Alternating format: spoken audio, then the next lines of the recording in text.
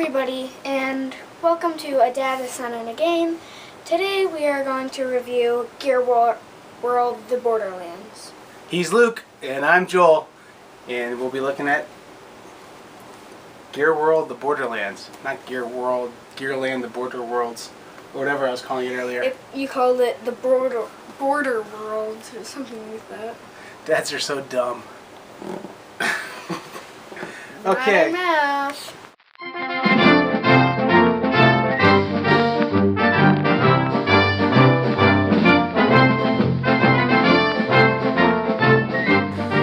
Gearworld, the Borderlands is essentially a thoroughbred horse that has tons of great characteristics, and it's said to be born of diplomacy. That the designers created it because they wanted to play diplomacy in one setting. It's also said to have been the inspiration for Settlers of Catan. The design team that was involved with this game also made Cosmic Encounter, and they also were involved with Dune. Both really classic games that have been reprinted and reprinted and reprinted and made better and better and better and are very popular. So essentially this game, if you just look at those things, would be an auto buy. I mean, it's got elements of Settlers of Catan, it's got elements of what was this thing? Diplomacy in it, and they kind of marry together fairly well. It's also, I would say, have a bit of war in it. Yeah, some combat, the diplomacy part. Risk. Yeah, a little like Risk maybe. Wrong game. I was thinking of War, the card game. Oh, War, the card game? Yeah. Yeah, there's the part where you flip the cards in this and find out which one has a higher. True. You remember that part when you flip over the aces and... Yeah, I was lying. So that part's not in there for real. I just tricked my son.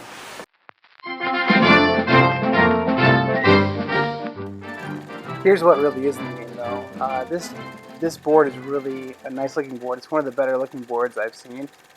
It's got really great art that matches the theme. It's this cool post-apocalyptic steampunk world, and I really like it a lot, honestly. So then we have different things you can build. These little cardboard chips represent different things you can build. Like that's a bridge, and then you can also build weapons. That represents a weapon. If I can get my camera to focus for you. So toss those down here. Drive my camera bonkers. And there's a bunch of chips that come in this game, and they're just throwing a few of them down there for you guys to see. Essentially, the only types of things you can build, though, are you can build a weapon, a riverboat, or a skyworks, or a bridge, or a ship. And the bridges are only in 3 or 4 player games because you only use the islands in 3 or 4 player games.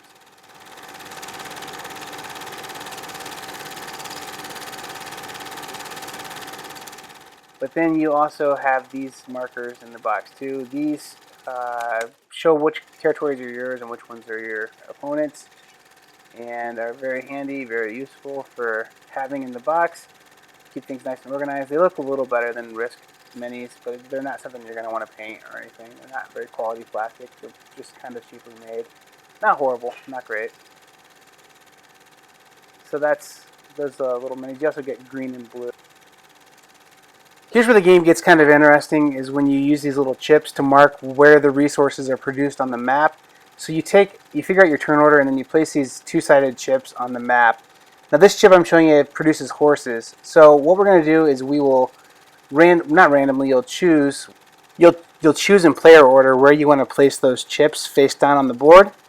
And then after you place all those chips face down on the board, then you're going to place your markers to show, I mean, it's a lot like Risk. You're going to place those chips there, and then you'll place your markers to say which territories are yours. And then after that's done, then you're going to go ahead and flip all those little chips over, and you'll figure out which territory produces which product. So this one here produces horses, and you would know then basically if it's producing either iron or scrap, or if it's producing horses or gold are the 4 kinds of resources in the game. And I'll show you those little chips here in a second, so you get an idea. But this board has all kinds of really interesting shaped territories. It gets a little confusing to see which ones connect to which at times, but it just requires a little bit of a level of concentration. So there's a horse token that you get that's produced by that horse resource there. And other resources in the game include scrap. So that's some scrap that you get that comes from the areas that produce scrap. That is coal. Oh, you've got to have coal. I forgot coal. Steampunk requires coal for sure. And then there's iron, and the last one is gold. And gold's kind of a wild card, and here's our gold token. Gold is a wild card almost, or you can kind of use gold instead of other things to build your structure, some of your structures. So it's pretty valuable. And so basically there's several phases in this game. You start off with a building phase, and the building phase is when you're able to turn resources into weapons or boats or different things to transport goods better. And then from that you go into a production phase. And the production phase is where if there is no resource of the type that that land produces, you produce one resource there. So if you've moved the resources out, you would get a resource in those areas. And then the next thing is you would trade. Before I get too far with the phases here, I need to talk about the idea of dynamic phases. That's something interesting in this game too. You roll a die before your phases, and that determines if the phase is going to occur or not. So if you roll a 1 through a 4, then that phase happens. If you roll a 5, then it does not happen. And a 6, it's your choice as the person who rolled the die, and if you're going to do that phase or not. But then you go into, like the trade phase is also dynamic, so is the production phase. So the phases all kind of happen based on the roll of the die, and you want to trade a lot because if you trade, you get to place your resources wherever you want, so you can move things around very quickly using your trades. The stupid camera won't focus very well for you. I'm sorry about that. But as the game goes on, you can then teleport your items, and you can always walk items one colony away or territory away. But you're going to want to eventually build river boats, which can travel through this river in the middle of the board, or ships that can go around the outside edge, and that's going to move your resources much more quickly. Horses right off the bat, can move things too, and they also contribute to military power, and as do the river boats and ships. So that's what you're building when you do that. And then the transport phase is when you do move those items. And then you finish off your turns with a battle phase. And the battle phase is where this game sort of loses me a little bit, because the battle phase is when basically you calculate. You tally up power, and then whoever has the most power wins. There's no cool mechanic on that or anything. And so basically this game, though, is going to be totally different with 3 players. You're going to get into that diplomacy type game where people can lend their support to one side or another. And that does get better with 3 or 4 players because there is a little bit of that pandering to each other to try and get someone to join you in battle or not join you in battle, kind of like in diplomacy. And so that does make the game a little better, but the overall battle mechanic is very dry. There's not a whole lot to it. There is no die, and there's no luck to it either, which a lot of people will like. The luck-free battle is kind of cool. That's about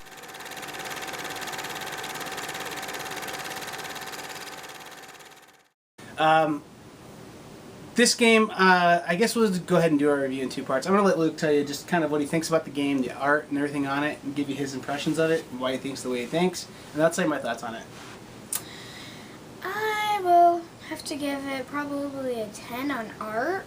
Skipping right to art because the art is amazing. For actual fun and the gameplay, I'll have to give it 7.5 probably. Because it can get a little repetitive if you don't start building new things. So Are you done? Just what about complexity? Well, yeah, complexity I'll have to give it probably a 9.5. 9 because you have to learn how to do the war, the building, Trading. the materials, trading. Transporting the goods. Yeah, very complex. And my dad said that you probably won't know completely how to play at the end of this video, but you'll at least have a pretty good idea because it's so complex. Yeah, it's not horribly complex, but I think the word I would use is fiddly. Are you done? Yeah. Okay, I'm going to give you my thoughts on the game too, which are a little different than Luke's. I think this game is really, really good. I think it's really just a great game, but it suffers from the fact that it is an old mechanic, it's an old game that has been updated somewhat thematically, but I don't know that the rules are much different, which for some people is a great thing. They thought, hey, Borderlands, that's a great game, I'm going to get this one too. But for me, it doesn't really do it for me. It feels like you're pushing cardboard bits around, stacking them up real tall. And then the combat isn't really that exciting. It's just kind of like, oh, we have more of this than you have of that. Yeah, I feel like it's...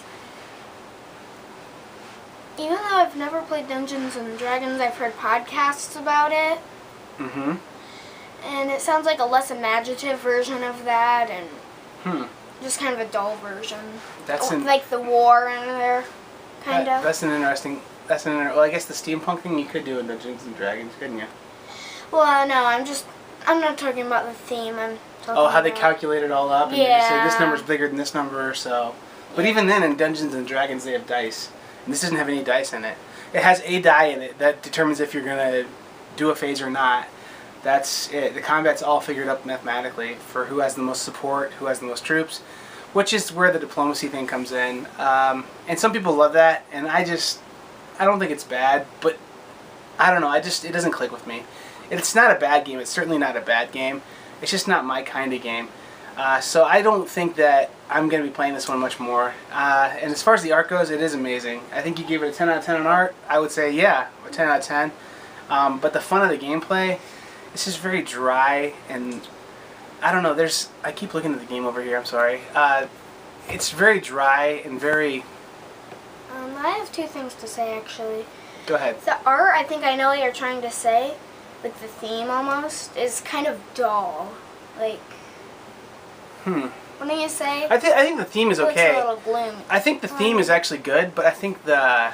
Not the theme, but the artwork is kind of gloomy. Well, yeah, but that's kind of the style. I think it's supposed to look kind of gloomy. I think the mechanics what I don't like. I think how it's like kind of just dry. There's no luck in it. There's no adventure in it. It's just kind of well, we're going to push our chips here, you push your chips there, and let's see who has chips left. But I feel like if you like the war type games, like Risk and maybe, let's see, what's it called? Memoir 44. Memoir 44? Well, yeah, that too.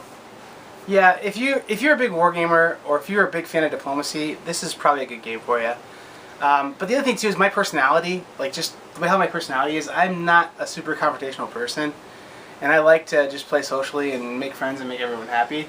I feel like in this game you're going to hurt people's feelings and people are going to get mad and upset. And that's okay. Yeah. If that's the kind of gaming group you're in, that's fine. I will have to give it probably a pretty low 4. A 4 for families? It's a little tough to teach too. I mean, it's tough to learn. The rulebook's pretty good for a fantasy, for FFG. It's a pretty good rulebook, really. But for age rating, I would honestly have to give it maybe a 10 or 11 and up. Because even I didn't really understand it, so. Yeah, and the other thing too is it kind of seems silly. There's a victory condition you can have in there, where you build 3 Skyworks, and then you end up winning the game. Well, you can build 3 Skyworks way cheaper than building ships and things like that you need to really be an important combat player. Right. So I mean, maybe we're just playing this thing wrong. If we are, leave comments and tell us, hey, you're playing it wrong. Here's how you should play it instead. But for my personality and for what I enjoy in games, it's not necessarily what I want. Also, I think it was the steampunk theme that kind of brought me in. I bought this on the same day as I bought Kings of Air Steam. And for me, Kings of Air Steam is a much more rewarding play. It's more fun. There's some competition between players and interaction, but it's like you control your own destiny a little bit. I do have a bit of a strategy, because you can take over land and their factories. But if somebody takes over this material and you need to just build 1 more Skywork, I would recommend getting gold, because you can use gold for it too. Yeah, he's probably going to say that. He kind of tricked me. I mean, he beat me because he just snuckily... I was trying to go with a way deeper strategy where we were going to go head-to-head and fight, and I had this really great army all built up that I was just going to wipe him out. Yeah, and I used materials for 2 of the Skyworks, and then he took one of the materials I needed. So I just ended up getting gold. Yeah, I was like, well, if I take over all the steel, was it, or something, he can't build a Skyworks. Well, he figured out he could build it with just gold. So he beat me. He snuck a victory out. So that's how he beat me. And then as far as playing with 4, that's never happened for me. This is definitely a totally different game with 3 players than 2. With 3 players, there's this thing where you can have somebody jump in and give you support to help take out another army, and that's where people's feelings, I'm thinking, are going to get hurt, and friendships will be broken, and again, this is a diplomacy thing, and some people love that. They love to have, you know, fist fights at game night, I guess, but that's just not me. So, as far as my overall feel for this game and my closing remarks on it, I guess, are I have a lot of respect for this game. The designers are amazing designers who've come up with some great games, and this game's inspired other great games, but I don't have a ton of interest in playing it that much more. It's just not my kind of game. Yeah, definitely not one of my best reviews. I think it's actually the worst rating I've given a game, probably. A 7.5? Well, 4 for family, too. Yeah. It's not a good family game, I wouldn't say. Unless you're playing with other neck-to-neck gamers that are like... In your family? Well, yeah, I guess you have a point. Yeah. But they'd have to be in your family. And then even then, you'd have to make sure that your relationships in your family are healthy enough that you can withstand a pretty cutthroat and brutal game. So, that's it. That's Gearworld, the Borderlands. We probably got things wrong. We probably rambled too much, but there aren't any other videos up of this yet. So, hopefully you can get a feel for this game based on this. There probably is like one, but... Yeah, where they dump all the components out, kind of thing. Yeah. That's the only one I could find. So, at any rate, it's not a bad game, but it's got to be the right game for you, and it's not necessarily the right game for me. And that's the bogus thing about these reviews, all of them, is that I don't care who it is doing the reviews, if it's Ryan, Tom, whoever from Dice Tower, or you know, the Sit Down, Shut Up guys, or the Secret Cabal guys. Unless you know if you like the same kind of games as them, their reviews aren't going to matter that much to you. And so, like, you guys really don't know me that much, and you don't know my kinds of games. You can see some back here behind me, I guess, but, I mean, like, I don't know, really make a choice up for yourself. And, I mean, this game's pretty brand new as far as the reprint goes. Maybe it is something you like, and I'm stupid, but for me, it's not my favorite thing. Although, people may get to know us better in our further episodes, so in the future, if you're looking at this episode... like a year at 2014, because it's only summer in 2013. Maybe you will know us better when we watch this video if we have like 800 videos up by then. Right. I don't think we'll have 800 videos up. Maybe in 3 years. Yeah, the next videos we're going to do is Luke's top 10 favorite games. My number 1 favorite game is Candyland. I love Candyland. So if you like Candyland, buy this game. We should do a like top 10 favorite game video. That's like a special video, maybe. There you heard it. Maybe our top 10 favorite game video will come out pretty soon. Yeah. Alright, well, hey, thanks for watching, guys. We'll talk to you later. Bye. Seriously, don't you think that's kind of a good idea to do a top 10? Yes, and good job not puking this time.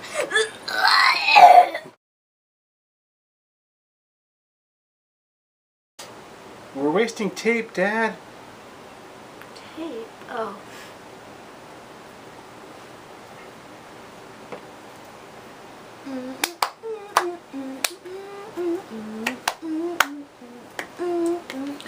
Okay.